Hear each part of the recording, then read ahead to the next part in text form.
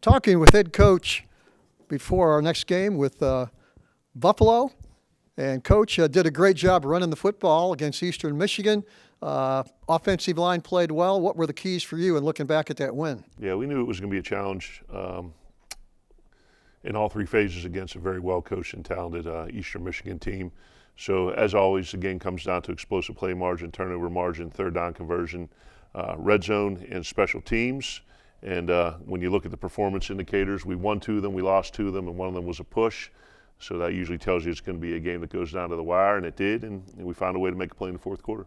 Yeah, for the second straight game, you jumped out big. You were up 18-0 at the half and hung on the win. Tell us about that final possession for Eastern Michigan and then what you saw on the field. Yeah, we got the ball back after the fumble. We're able to generate a couple first downs and move field position. Had a nice punt. I think that they got at the 8, and at that point there's not a lot of time on the clock. They're out of timeouts, so you don't want to let them just kind of nickel and dime you down the field and get in position, to score a touchdown. But at the same time, you don't want to be, overly aggressive and get the ball thrown over your head. So I thought there was a nice mix of pressures and, coverage where we're playing cloud and, force them to try to throw it, in the middle of the field. To their credit, they got down to the 35, 36, and you had a shot at the end zone, and we were able to knock that thing down. Coach, seems like the run game has blossomed over the last few weeks. Jordan Simmons had a 100-yard game. I think Kellum had 65.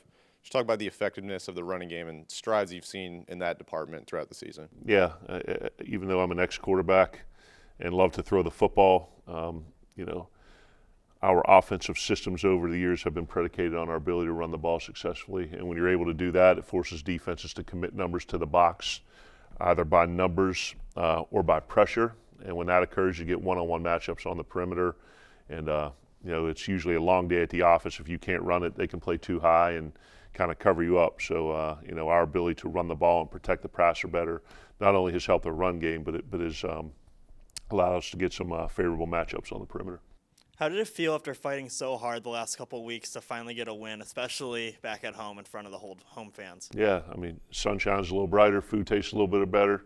Everything's a lot more positive. And more than anything, I don't care about myself, but I'm happy for our players who have kind of fought their tails off over the past 2.5 years to make this a competitive program. And we said heading into the year that we were done talking about close games and moral victories, and I need to find a way to win one in the fourth quarter. And hopefully this is a watershed moment and a turning point where our kids gain the confidence that when it comes down to making that last play at the end of the game, we're able to do it because we've earned the right during the week with our preparation.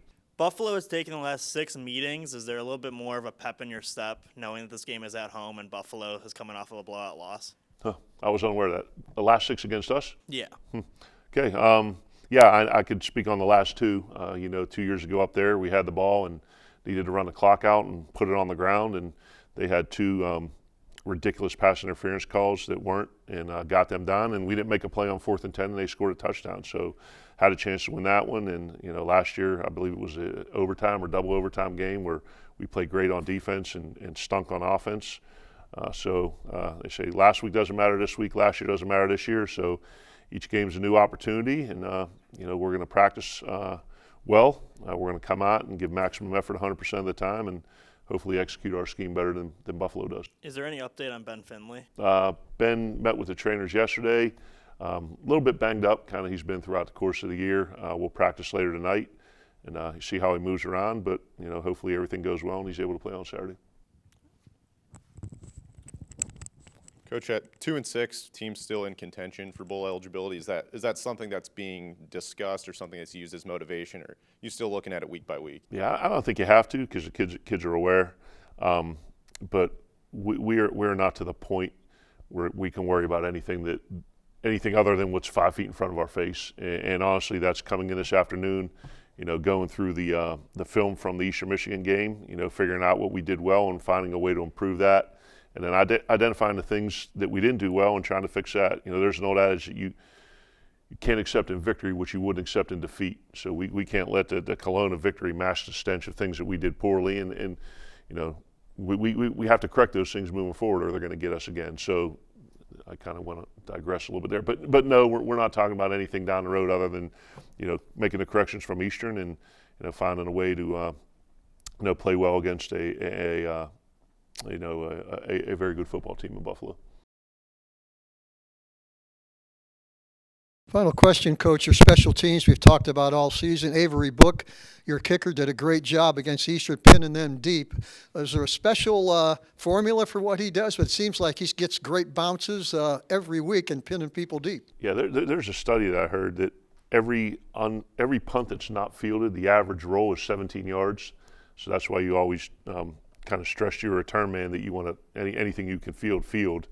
But, he's got the mix between the traditional punt, and I think the ones where we're seeing the best rolls are that kind of half roll, like semi-rugby deal. And, I don't know anything about kicking except where it ends up, and it doesn't get blocked. So he's got a really good knack.